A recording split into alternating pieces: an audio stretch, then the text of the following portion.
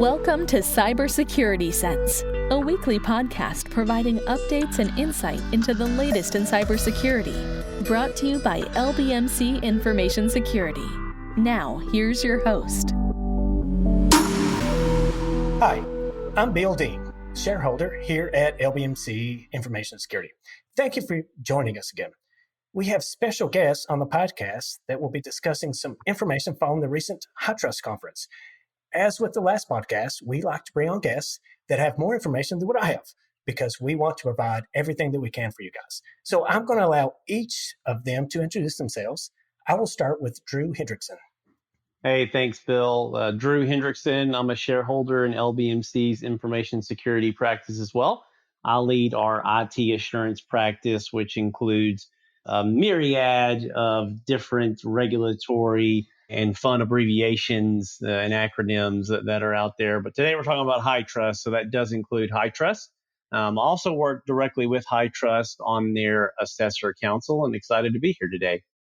Thanks, Phil. It's Robin Barton. I'm a senior manager in the group. I wear lots of hats, but spend most of my time doing SOC and HITRUST work, and I'm excited to be on today's podcast. Hi, everyone. I'm Nancy Spizo, a senior manager in LBMC's Information Security HITRUST practice, and I am a member of HITRUST Assessor Council, as well as the Quality Subcommittee. And I am Crystal Blaskowski, a manager in LBMC's HITRUST program as well. Thanks for having us today, Bill. Sure. Thank you guys for joining. So outside of the recent conference, Drew, and for what it's worth, you have an awesome HITRUST team that you took to the conference this year. So you had to have seen a lot of value in the conference. Just give us some overviews. Yeah, absolutely. We took our largest contingent ever down to the Dallas, Texas area this year and really saw a lot of familiar faces there at the HITRUST conference and a lot of new faces. You know, that conference continues to grow more and more. And we learned a lot of key updates that are coming out of HITRUST, and we're going to talk about several of those today. But one that I really find interesting is as HITRUST has continued to grow, it's grown and matured outside of just the healthcare industry. So when they started 12 or 13 years ago or so now, it was really specific for healthcare. And as the framework has grown more and more, and they've adopted more and more regulations and included more security frameworks that they've mapped into the HITRUST framework, they've gone industry agnostic. So it's definitely still relevant and definitely still the most popular within the healthcare industry. And you'll probably see that through our discussion today as well. But other industries, including the entertainment and travel industry, have already started to adopt this. And that was one of the most prominent features that I took out of this year's conference. But really great conference as always. Awesome. Well, thank you, Drew. For what it's worth, so you recently released a blog post about third-party risk management. So even outside of HITRUST and all of our practices, third-party vendors are a huge risk. So, makes this service kind of stand out among the other offerings outside of HITRUST. Yeah, and it's really more of an initiative as opposed to a service. So in 2018, several prominent chief information security officers or CISOs from a lot of the leading health systems, specifically those that are tied to academic organizations, joined and formed this Provider Third-Party Risk Management Council. You might see it called TPRM or Provider TPRM. And really what they're trying to do is promote a series of practices that are going to effectively help not only their organizations, but others manage their information security related risk in their supply chain, so directly with their vendors, and that will also help them safeguard patient safety and information. So it's so important because you really do see a lot of risk with vendors and in the supply chain, and not only risk, but it's getting more and more expensive for organizations themselves to manage vendors, as well as vendors to try and comply and answer who knows how many questionnaires from who knows how many different organizations, depending on how many customers they have. So they've really seen this as a huge challenge for organizations and other third parties. And what they've tried to do is create an initiative that's really going to help everyone. So it's more of a partnership, I would say, and an initiative between those provider council members as well as HITRUST.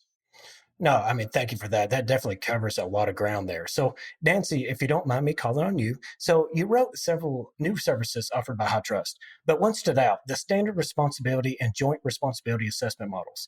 Can you tell us a little bit about that? I will, Bill, and be happy to. The shared responsibility concept has been around for a little while, and that organizations would try to leverage and reduce redundancy in their audit process by dividing and conquering controls among themselves. But the shared responsibility or joint responsibility concept is really coming about, especially with the new MyCSF 2.0 that's been released, and some of that increased functionality and the platform that MyCSF is built on now has really allowed us, and HITRUST allowed the industry to be able to share controls back and forth. So if an organization or a set of business partners signs up to be in that program, they can then leverage and share controls among themselves.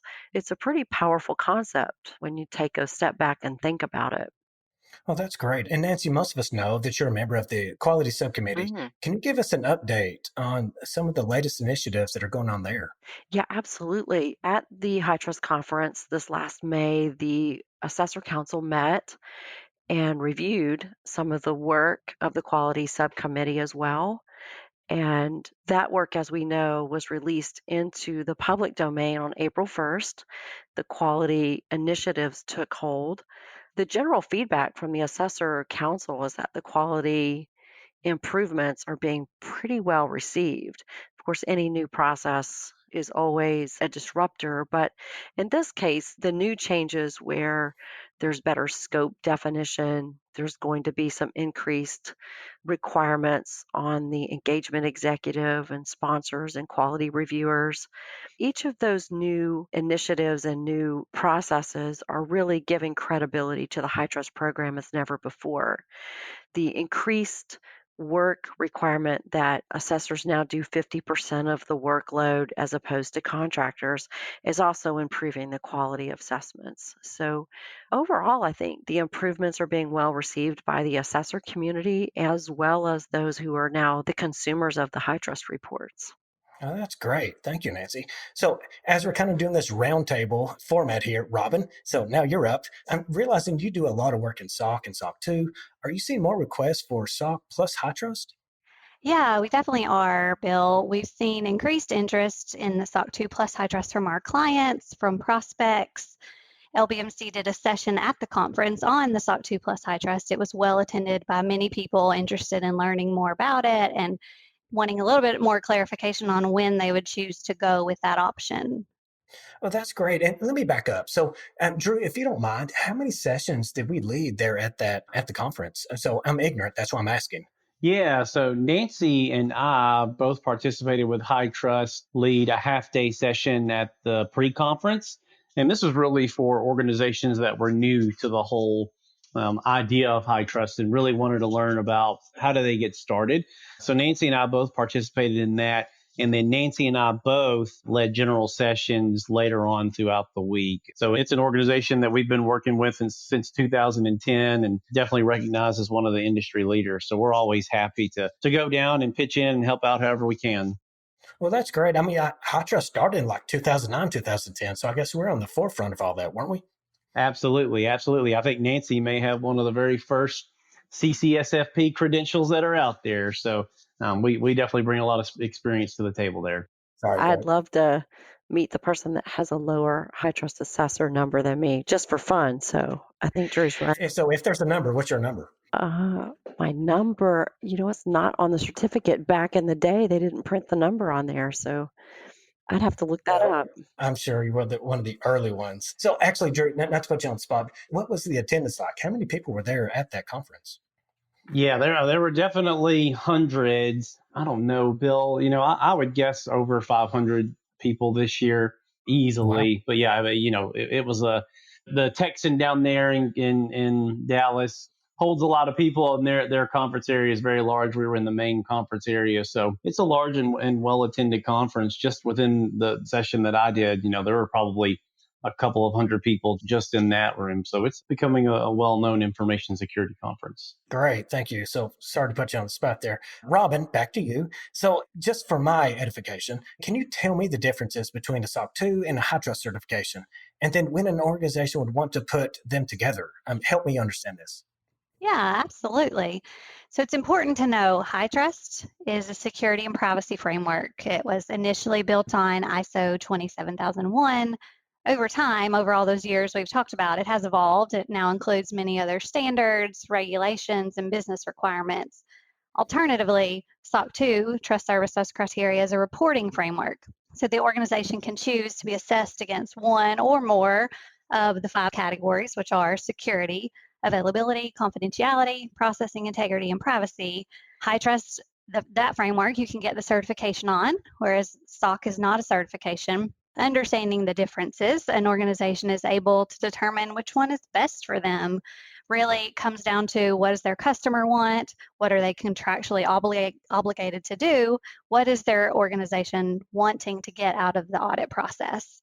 When to do them together, it's really for if an organization needs to do both SOC reporting and the HITRUST certification, might as well do it in the joint assessment, realize the significant time efficiencies and cost savings by doing so, because it leverages the synergies that exist between the 2 frameworks.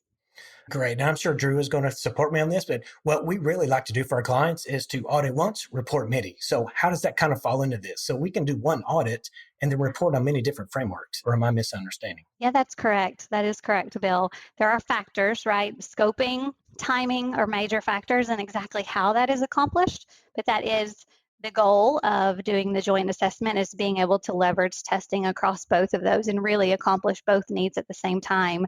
It's difficult to figure out which one is right for an organization. So as organizations have questions about which one is best for them, we love for them to reach out to us to talk through the options and work with them in deciding which one is the best way to go.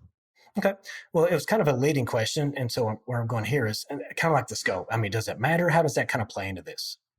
Yeah, it does. It definitely matters depending on whether they want to apply the audit process to their entire organization or just to a piece of the business, depending on the need, what's driving the purpose for the audit. That's where we want to talk through what the scope is, what the timing is, and then figure out what's the best step forward for an organization. That's great. Robin, thank you so much. So, Crystal, we've not had the spotlight on you just yet, so now we will.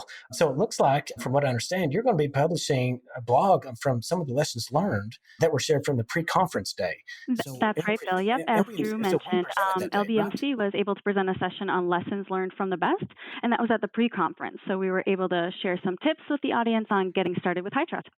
That is awesome. So what are a couple of lessons learned So the from session that? really was that were passed to engaging the the audience in a participants? conversation around actionable talking points for getting started with HITRUST. So there are a few main takeaways. First, following best practices and securing executive support. Getting upper management support and assigning a project sponsor is critical to any project success. So identifying an individual owner who can keep the project moving and be a dedicated resource is really important. The second takeaway was engaging your assessor really early in the process. They're really the experts when it comes to HITRUST and can help to streamline that gap analysis process and help the organization to focus and prioritize their results. And then lastly, defining the scope and purpose of the assessment early in the engagement. Just ensure there's no misunderstanding or confusion on what the scope is and to allow the assessor to provide credible results. And actually, that last point was so important that HITRUST prepared a second session just so the participants could exercise the scoping process. So they would just go through some scenarios and help to scope certain assessments with different variables just to get an idea of what that process looks like for the participants. So obviously run our incident response practice. So we like to do tabletop exercises. Is that kind of close as to what was going on here? Like, here's the issue. Here's how Well, you're going look to like scope looking this. at their Here's how you're going to systems proceed. and what is in Did that kind of scope and how they could exclude certain things or what needs to be included. What does your organization look like? What are the people, processes, and systems that you might be looking at? And what do we want to actually certify and be part of that certification process? That is awesome. Thank you so much. So overall, guys, I think we're at about 50 minutes. I don't want to overload the podcast, but I did kind of want to do another little roundtable. Any parting thoughts before we kind of close up? Drew, do you want to start or pass on to Nancy or Robin, or how do you guys see fit? Yeah, thanks, Bill. I think the last thing I would just say is, as one of the earliest assessor organizations, as well as having 2 members on the assessor council and a member on the sub-quality committee, we really have our ear to the ground with what's going on with HITRUST, and they've got a lot more exciting things coming out in the near future. So stay tuned because we'll definitely have some more information out there for you, just a little teaser. But in the interim, we're definitely seeing the marketplace pick up and seeing a lot more companies really start to adopt the HITRUST framework, whether that be to ensure that they're creating something within the market that's a differentiator to say to their customers, we take information security seriously, or whether because they're just contractually obligated to do it to be able to do business with certain clients or large customers of theirs. So we expect that to continue. We don't expect any slowdown related to the adoption of the HITRUST CSF, as well as just the security framework in general. So excited to be in this space and really looking forward to continue to work with our customers as well as with HITRUST. Well, so if you don't mind me asking, so obviously LBMC Information Security, we do a lot in the PCI realm. So sometimes with our involvement with the council, sometimes we see things before they're actually published. Is that the same situation here with HITRUST, realizing your involvement and Robin and Nancy, how involved you guys are out with that council? Do we sometimes see things before they're actually published? Yeah, absolutely. HITRUST, as part of that assessor council, is going to put information in front of us first to ensure that they get some of the larger assessors that they work with input on items that they are thinking about, as well as helping them to brainstorm on other items that could be rolled out. So we're absolutely on the forefront of what's to come, as well as having some input on what should be the next thing to come. Great, great. Thank you. So, I guess, Nancy, do you have any parting thoughts? I do. You're so right, Bill, and Drew is right as well. Our work with the council is sometimes very important. We will hear initiatives that HITRUST is thinking about and wanting to get feedback on. And I know firsthand that we have been able to provide feedback where HITRUST just decided not to implement new policies because of our feedback. So our work in that space is really important to the work we do with our clients, because as we get that feedback from them, we're able to pass that along to HITRUST as well and just improve the overall HITRUST community. That's great. Thank you. So, Robin, any thoughts from you? Yeah, thanks, Bill. So, one of the things that I enjoy most about the client service relationship is getting to help clients understand HITRUST better. So, we've seen time and time again, it can be confusing and overwhelming, especially for clients that are doing it for the first time. So, the value that we can provide, just helping clarify the intent of what HITRUST means to their organization, how they can apply requirements to their environment, that piece of the job is really rewarding to me, to get to see somebody start the process and really go through it and end with the certification. And it's just an exciting piece, and we love to do that with new clients. Hearing the feedback from our clients and being able to provide that to HITRUST in order to, prohibit them from implementing something. We also have the opposite effect, which Nancy has been a big part of, actually, with the quality committee and providing input to that process and actually initiating new things and new requirements in order to improve the whole HITRUST experience and process and certification. So it goes both ways, and Nancy's particularly been able to do some things on the quality committee to improve that and bring up good suggestions. So that's a really great thing to be a part of as well. Thank you guys so much. And if you don't mind, I'm just going to ask a question. In my time and working in healthcare and information security, I see the focus for HITRUST kind of shift from time to time. What other industry needs to be looking at HITRUST moving forward? Bill, the framework that HITRUST has built is industry agnostic between ISO and NIST and the FFIEC booklets. And they really have their ear to the ground on just about every framework out there and trying to get them into the portal and normalized as quickly as possible. I think the framework itself is starting to lend itself toward every industry. And what you see is an evolving implementation model happening where one group of the industry will adopt it, and then their vendor source or business partner pool will adopt it. And now, as that has now extended to vendors beyond the healthcare space, we're seeing that transform into a travel industry or a hospitality industry and the utility industry. This week, I actually attended another meeting and just heard about 4 incidences of ransomware. And my reaction to that was, get HITRUST certified. And these were not healthcare industries that had been attacked. So what we're seeing is just an expansion of security issues beyond just the healthcare industry and beyond the banking industry. We're seeing it explode throughout every industry, even down to the smallest public utility. That's great, Nancy. Thank you so much. Everyone on the LBMC team, thank you so much for your time. I realize we spent a lot of time here, but thank you so much for your expertise. I learned a lot of things. Hopefully the audience did also. So as far as the audience, thank you so much for listening. As always, if you have a particular topic that you'd like to hear in this podcast, please contact me at bdean@LBMC. To learn more about LBMC Security and the services that we provide, please visit lbmcsecurity.com and have a great week. Thank you.